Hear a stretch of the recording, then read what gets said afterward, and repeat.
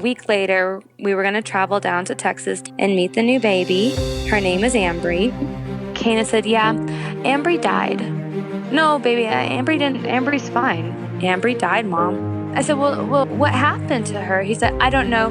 The big guy fixed her. And I said, what big guy? Tell me about this big guy. He's really nice, Mom. And he's a big guy. This is Touched by Heaven. Everyday encounters with God. Those moments when heaven and earth collide and we see God. We see his hand reaching out to us, attempting to get our attention, inviting us into a closer relationship. Here we share stories of encounter with angels, divine intervention, prophetic dreams, visions, near-death experiences, big and little God incidents. I'm your host, Trapper Jack. Welcome. I'm so glad you're here. It's episode 177. Got questions? I've got some questions for you. Why? Why does God, through a 3-year-old, give us inside information about this morbid or potentially morbid birth of the young boy's cousin? Why would he do that?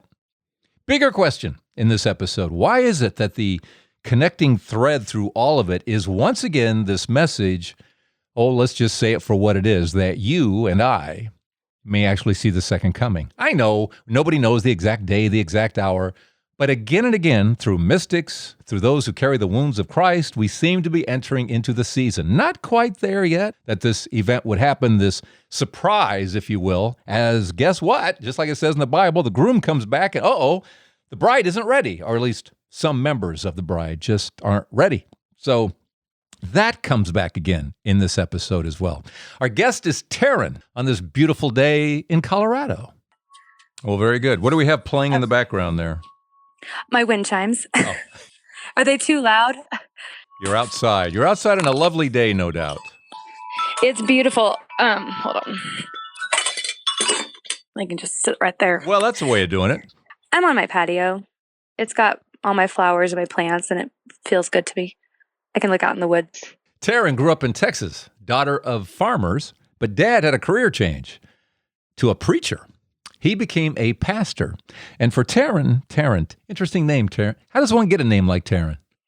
I've learned. My mom was just like, I liked it. It's Irish. Thanks, Mom. Oh, is it? Yeah, but we're not Irish, so there's that. So Christianity has always played a huge role for Taryn and the entire family. And in fact, the encounters, the experiences began very early. You know, I'd always been really aware of just spirituality. I had a lot of encounters as a young girl, encounters with God, encounters with Christ, encounters with the Spirit, encounters with, even demonic entities and stuff. And I was very sensitive since I was a little girl. I've been very, very sensitive to just spiritual things. Tell me about that first. What early, like single digit stuff that you were? Yeah, I would say, from what I can remember, I remember seeing demons in my room. I remember seeing demons inside of a church. I assume you think everyone can at that point. If you're I would talk a little bit about it to my mom and to my preachers and to the preacher's wife. Because you're how old at this point? Oh, I'm probably like 9 or 10. Okay, well, you're a little older in the game then. This isn't like you're just a little itty-bitty thing. Well, stuff that I can remember. Yeah. I mean, it had always just seemed normal, but I never really talked about it because I think at one point, when I was about 9 or 10, I realized that this isn't normal, because my mom was like, Taryn has a big imagination, and then all of a sudden I remember thinking like, oh, well, maybe this isn't something that everyone just experiences. Maybe I shouldn't be talking about this because it's not going over real well. Yeah, everyone's like, what's wrong with your daughter, Bart? Like, I would see angels. I could see angels. I remember. I do remember being like 7 years old and I had a stomach bug really bad. And I remember just being miserable and I was getting sick everywhere. And I just started praying over and over and over and over again. And all of a sudden I was just healed instantly. And I think that's when I realized the power of prayer was when I was about 7 or 8 years old. And it was just like an instantaneous like healing. And were you seeing an angel and all of that? So the time that I saw an angel, I was probably around 8 or 9, and there was some really scary stuff in my room. And there was this old man, and I don't know where he came from. I don't know who he is. I don't, um, never really heard anybody else say that they've seen an old man, but he didn't have eyes, and um, he was just, he was tormenting me. He was scaring me. And, I just remember praying, and, um, I ran to get my mom, and she prayed with me and said it was a bad dream, but it was very real. And I went back to bed, and I just remember that I saw this huge, there was someone standing there, but he was so big I couldn't even see his shoulders or anything above his chest. I couldn't see, but I remember the color, and just there was like, it was shimmery, it was white, it was purple, it was iridescent, it was all sorts of colors, and there was this feeling of protection, and like he was there for me, to fight for me. And he stood there and I went to sleep, and he stayed there until morning. Was he there when you woke up? I couldn't see him, but I could feel him. And then he kind of, I don't know. I feel like sometimes he follows me around still. Yeah. You know, But a large angel. I believe, yeah, I believe that's what it was. And, and but yeah, I had a very, very close relationship with the Lord as a young child. And, after I graduated high school, I went to a school called a Master's Commission. It's kind of like a YWAM. Did a lot of studies on the Holy Spirit and the Trinity, and, I had a lot of godly encounters. And, I got married super young, 21. That's not super young. Come on. It was too young. It was too young. It was too young. Well, yeah. So you're going through life. You're having these experiences. You're learning that it's not always welcome to be talking about these things. So do you stay quiet altogether, or do you find a friend you can talk to about this stuff? As I got older, my parents kind of like started just accepting it. I mean, my parents were super awesome, and they would always let me speak to them about anything. I started having dreams. I call them like God dreams. I started having like real dreams when I was a teenager, and these dreams were just messages from the Lord, visions. And okay, so what are some of those? In 2006, my grandfather passed away. It's my mother's dad. And I remember, so he had cancer. I was just out of high school. I went down to Texas to see him. I was sitting there at his deathbed, and I never knew if he had been saved or not. And so I asked him, I said, Papa, have you ever been saved? And he said, I don't think so. And he told me he was scared to die. And that was the most heartbreaking thing I'd ever experienced in my life. But he was crying, and he said he was scared because he didn't know for sure if he would be with the Lord when he died. And so I prayed with him, and, we asked for salvation, and he passed the day or two later. And fast forward like about 8 or 9 months later, I had a dream, and he came to me in this dream, and it was beautiful. He looked wonderful. And he came to me, and he had this huge smile on his face, and I was like, did you make it? Just tell me, did you make it? And he said, I made it. He said, I wanted you to know that I made it. And I said, well, tell me about it. What's heaven like? And he got so serious. His face was so serious. And he said, baby, you have to be ready for it. You have to be ready for it. What did you take from that? I think about that all the time. I don't know. But after that, I asked him, I said, well, why are you here? And he says, well, I came to get somebody.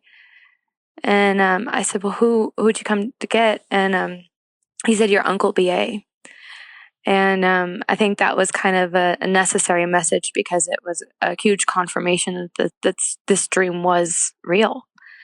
And because my Uncle BA passed away not too long after I had that dream. Okay. But the whole part of like, you have to be ready, and the serious look on his face.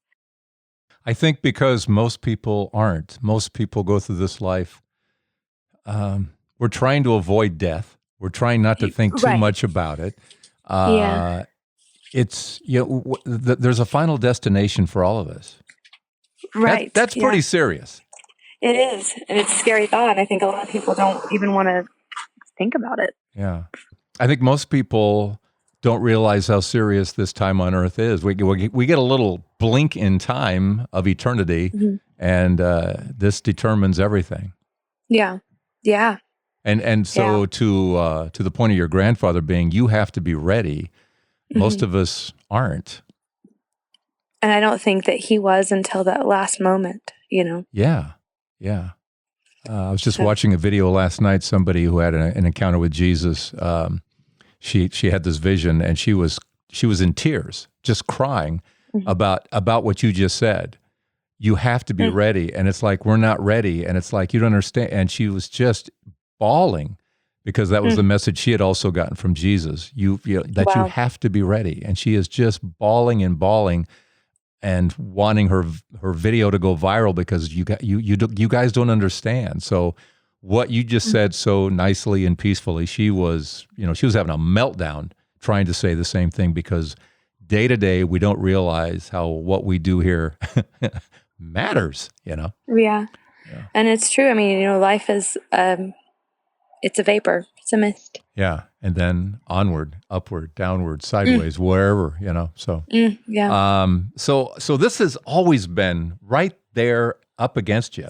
Has it driven you to what you would call holiness or striving for holiness? I think definitely to strive for it. Some of it, I think, in my 20s, I feel like I was pursuing it pretty hard. After my dad passed, I think I've had more questions than I've ever had in my entire life. And Want to talk about your dad now? the one with my son is shorter, and that one is very sweet because I do think that he so my son is 10 as of now. His name is Canaan, and he was born a few months after my father passed. The things he would talk about being born, he would talk about how that Jesus has pictures on his arm, and that before you get to earth, he said some babies get to choose their mom and some babies don't. He said, I got to choose you. And I said, well, why did you choose me? He said, because you were the best mom. And he said, your face was on his arm. Your face was as if Jesus was bringing him to you? Yeah, he said that Jesus has faces on his arm and on his hands, and the babies get to pick which mom they want. That's what he told me. And he said some babies don't. Yeah, we had an episode, and I've heard other people say this. This is so it's a fascinating topic, and you can argue forever about this. And the fact that he says sometimes you do, sometimes you don't. But I remember Galbany McKelly talking about that her daughter had said, "I choose you, I choose you," and because your light was the brightest. So the child was looking at all these lights, and of course, God, wanting you to choose correctly, if you will, made Kelly shine really, really bright because you were the brightest light. The kid's going to choose the brightest. So I choose you. So in a sense, you're being nudged towards like, that's the one you want, So I find that find that fascinating. I love hearing that. That is so cool because that's what he told me. He got to choose, and I was the best one. But he also has been a dreamer, but right off the bat, his dreams sometimes, he doesn't even understand what's happening, but I do. When I hear them, I'm like, these are messages for me, So he's connected. Yeah. And so it's like when I'm upset, when I'm pushing the Lord away, he's still coming through my son to tell me these things, All right. Example. One example when I realized that I was getting a message was, I'm a very fearful mother. His dad and I had a really horrible divorce, and I retreated back to Pagosa Springs. I was living in Georgia at the time, and I retreated back to Pagosa Springs with my son, who is 3. And I was just fearful. The thought of losing my child was like it's like the one thing in life no parent should ever have to experience. And that was my biggest fear. And I carried it with me so deeply. And I don't know why. You're talking about somebody physically grabbing and going. Or just dying, just losing him, okay. Okay. Like the thought of anything bad happening to him, I just carried this horrible fear. It controlled me. And one day, Canaan came to me, and his little 3-year-old voice told me, he's like, I had a dream last night that I was on a motorcycle and I was flying through the air and I was jumping and you were crying because I was going to wreck. And he said, and then a big gold hand grabbed me and lifted me off the motorcycle, took me off the motorcycle, and I didn't crash. And I was like, well, and then what happened? He said, and then he brought me to you. And it was just in that instant, it was like God was like, I'm going to take care of your child.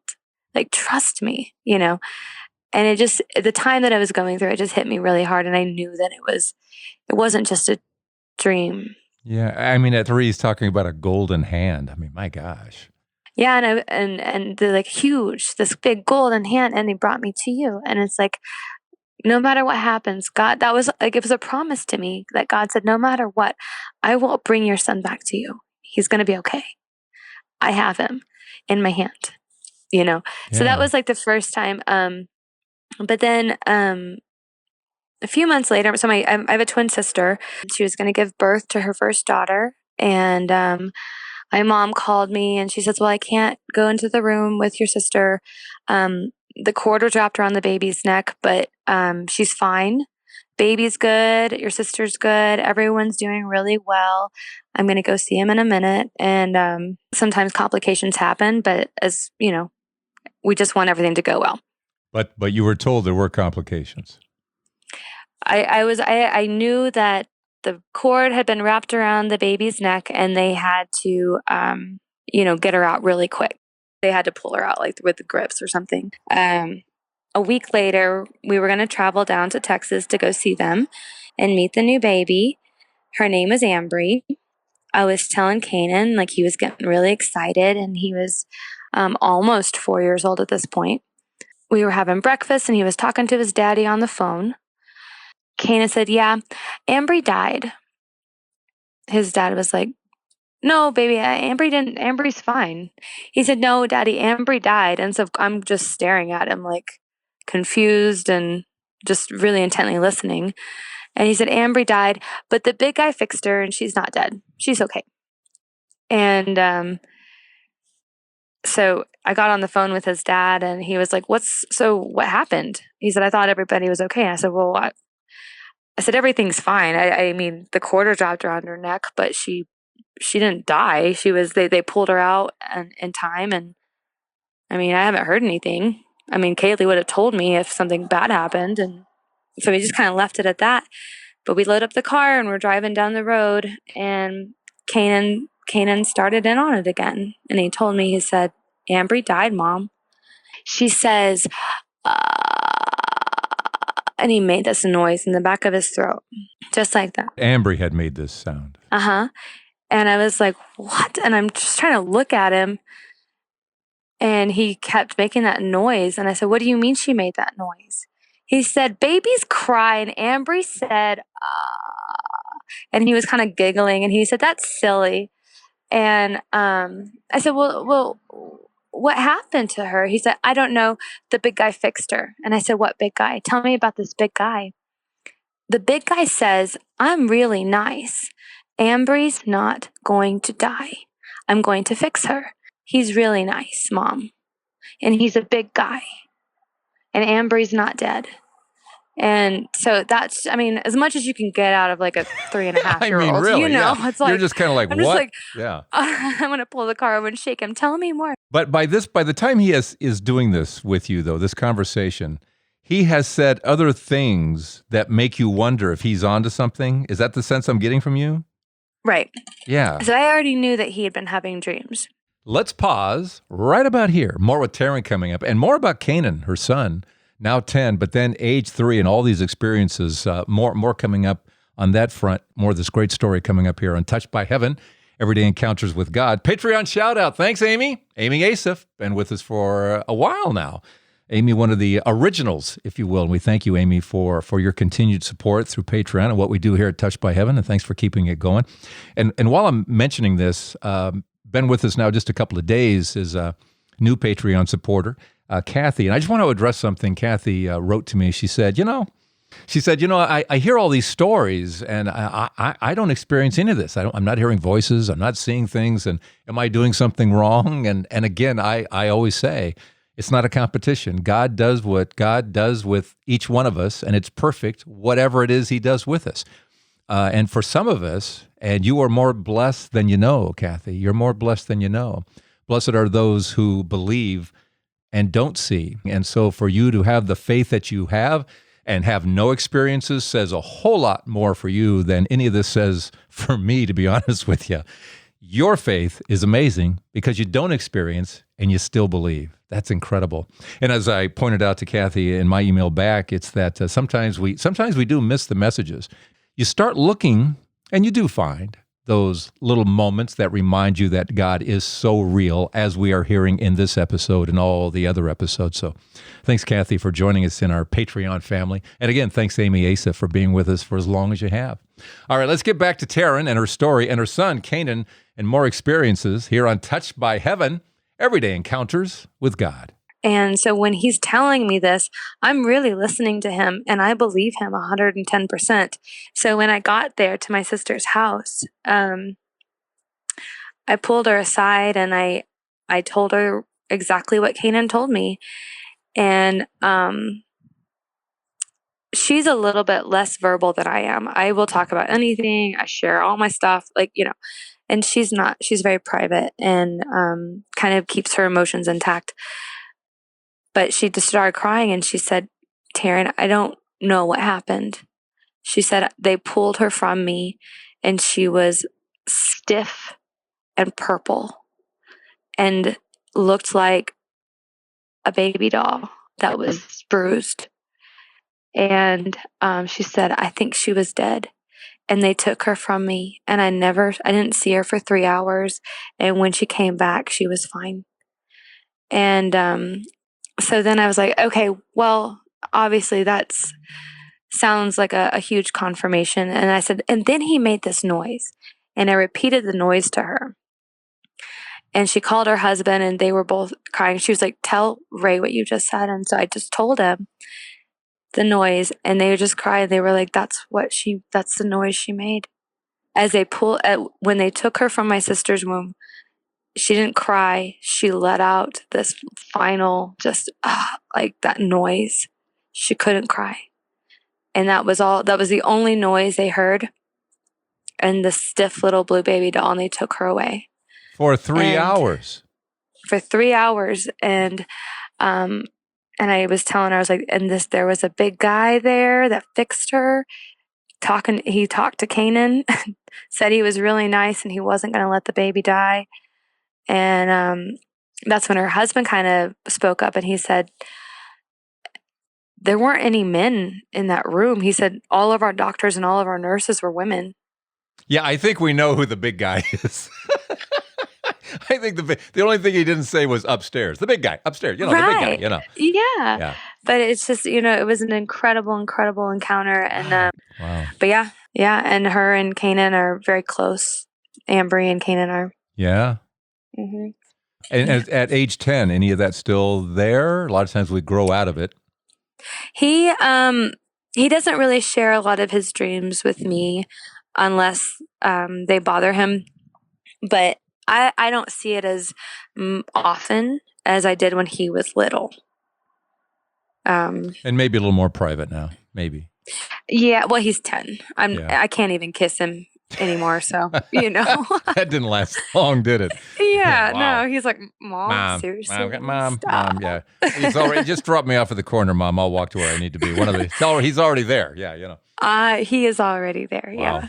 Wow. So, all right. but I think it'll come back. They all come back eventually. Mm-hmm. They all come back.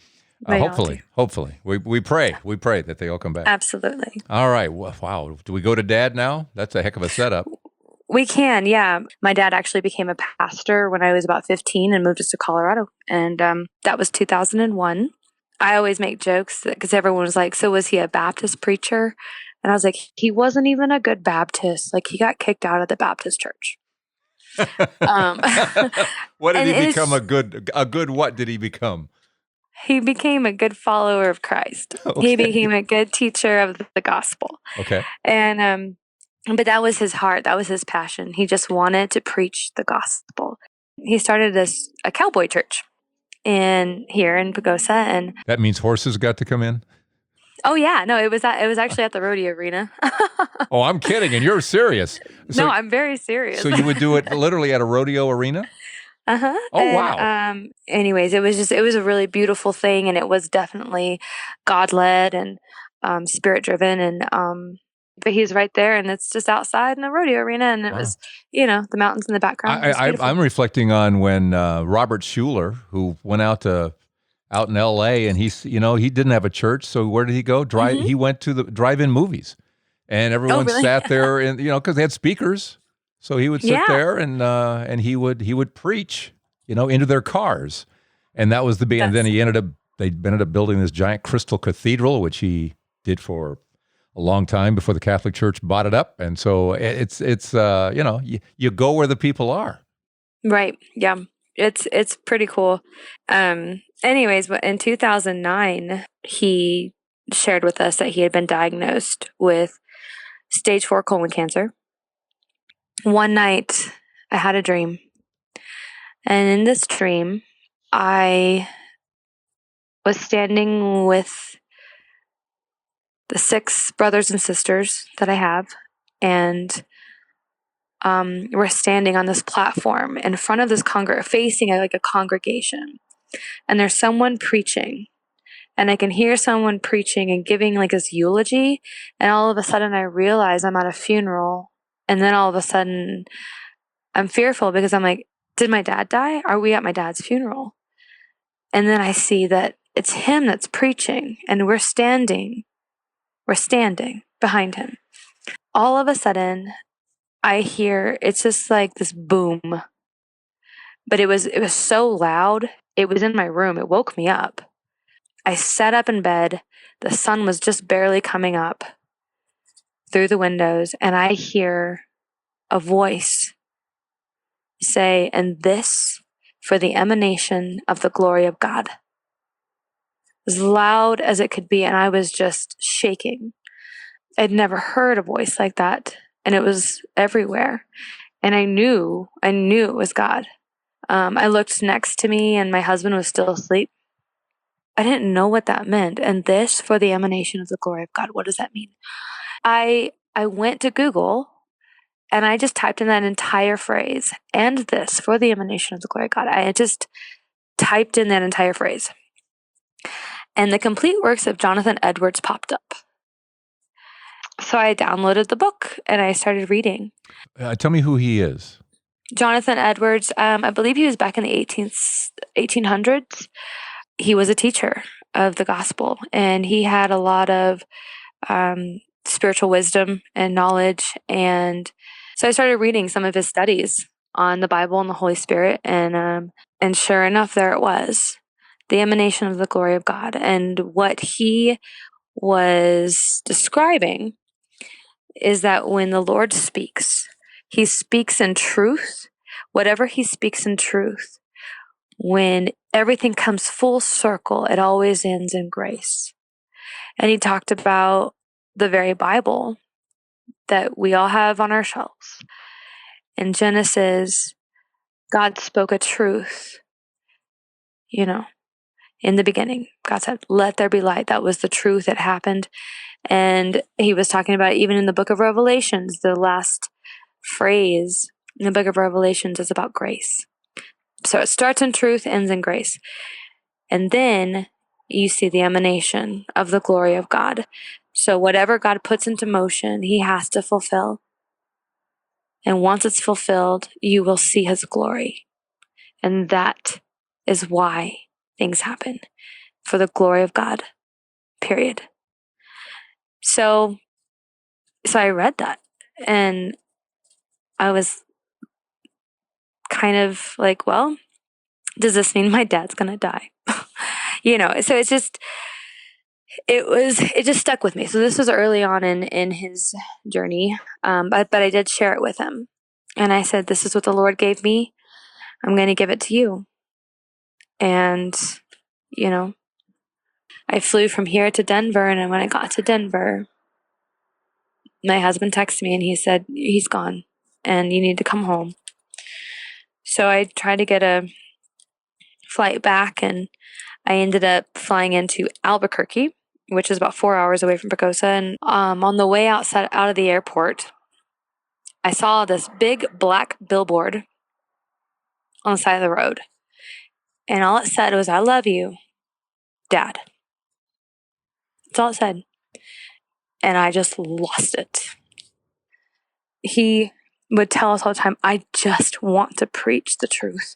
I just want to teach the gospel. And I want to abide. And he drove that word into me and my siblings all the time. Abide. Abide. And he had to abide. And he could do nothing else. He said, I can do nothing else. I have to worship the Lord. I have to teach these words that he's given me. I have to preach. I have to tell people about the Lord. And that was his passion. That was his heart. And I think that people really did cling to him. Like they loved him. I mean, everyone loved him. Since then, encounter moments for you. I did have this dream recently that I'm still kind of stewing on. Okay, let's hear it. Let's see a little dream analysis here to wrap it up with. Go ahead. I was baking bread with my mother in the kitchen, and this bright light came out, and it was so bright. And I walked outside, and I saw all of these people with like these shawls wrapped around them, like multitudes, millions.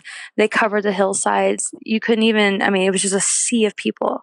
And they were dressed in white, but they had these shawls on them. And then they were looking up towards the east, same direction. And they were waiting. They were waiting for the Lord to come back. And then, one by one, they all dropped their shawls and walked away.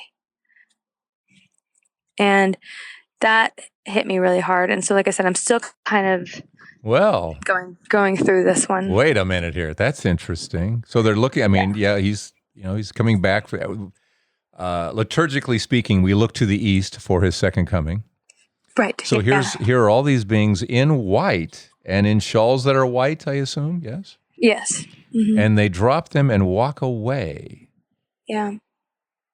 It's like, and again, like I said, I'm still going through this, but it's almost like, to me, like immediate interpretation, I would be like, people are taking off their mantles. People are laying down their mantles and saying, he's not coming.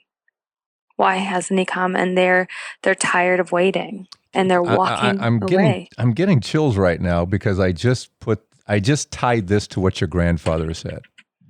You have to be ready. You have to be ready, and you have people walking away, going, "This isn't even going to happen," but they're taking off their mantles. Yeah, they're.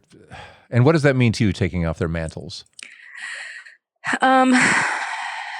They're letting go of their calling. They're letting go of their truth. They're letting go of what the Lord has called them to do and to be, and they're just giving up. They're going back to the world. They're going back to the world. And tying that to what your grandfather said, which is, what were his words again? You have to be ready. You have to be ready. So going back to the 10 virgins and 5 are ready and 5 aren't, and the other ones. Yeah. Constant theme that when he comes back, this world is not going to be ready. It's not ready Yeah, now, and it's getting worse. I think it's getting worse. I'm getting chills again because you're tying the thread through this, and the woman we just saw in the video last night just crying and crying, going, "You don't know how close this is." And I know people have been saying for 2,000 years, "I know he's coming by 2,000. He ain't coming now either." Well, one of these here times, and there are so many signs in the world now, so many signs, and I could go biblically in a real Biblical way. in a biblical way where Jesus says, when is it going to happen? Wars, rumors of wars. And when he said, when things are happening where they shouldn't be happening, Yeah. the abomination of desolation. And that has to do with what's going on inside the church. I agree. So Yeah. there's a purification going on right now, a serious purification. And how I like that word. Yeah. Yeah, it is. And those, what I find is those who are hot and getting hotter, and then there are those who are getting colder, and they're walking away from looking to the east, and they're not going to be ready. What a great dream. It was pretty heavy. That's a powerfully, and I don't want to say depressing, but that's the reality check. It's a reality. Mm-hmm. And our job, Taryn, and what Touched by Heaven is about, what we're doing here is just to be part of that awakening to say, be ready. This isn't just entertainment. Touched by Heaven is not just entertainment. You know what I mean? Yeah. As wonderful and isn't that great? I'll feel better, and then we go on to something else. No, this is all about the awakening. Right. And I again, I really hope that some of this can just encourage you, encourage others. And What do we walk away from holding on to from this, Taryn? that God is good all the time. Seriously, it's such a simple phrase, but it holds so much weight. He is good all the time, and everything he does is for a purpose, and it's for the emanation of his glory. And that's what it is. It's all about just his glory. And that's my takeaway. Thank you for this. Thank you. Yeah. Thanks, Taryn. And something occurs to me as I listen to this again. Did you happen to catch what's happening right before Taryn says she sees all the millions of people and then they all walk away? What are she and her mom doing? Making bread. Bread? Bread. What does Jesus call himself? I am the living bread that has come down from heaven. The bread's not ready yet, is it? Not quite. It's being prepared. Readiness. Again, we're talking about readiness. Interesting. Just real interesting. And thank you, Taryn, for sharing the story of Canaan and why. Why, oh, why does God, through a 3-year-old, give a secret like that nobody else would know to remind us that messages are continually being sent from heaven to us. If a 3-year-old says something and it's true at that level, and he says the big guy fixed her, and what was it? Oh, and that he's really nice. Yeah, God is good all the time. God's up to something, guys. Lots of messages, more all the time. So, what's your message? What's your encounter story with angels, divine intervention? What is yours? Get a hold of me at touchedbyheaven.net. Thank you so much for keeping Touched by Heaven going by your continued support through Patreon. If you're not there yet, well, I'll tell you where to get there. You can go there through patreon.com, search for Trapper Jack, or come here to episode 177 and click your way through. Thank you so much for your support. And thank you for keeping this a 5-star podcast by your ratings and reviews in your podcast app. What say we do this again next week here at Touched by Heaven, Everyday Encounters with God. I'm Trapper Jack.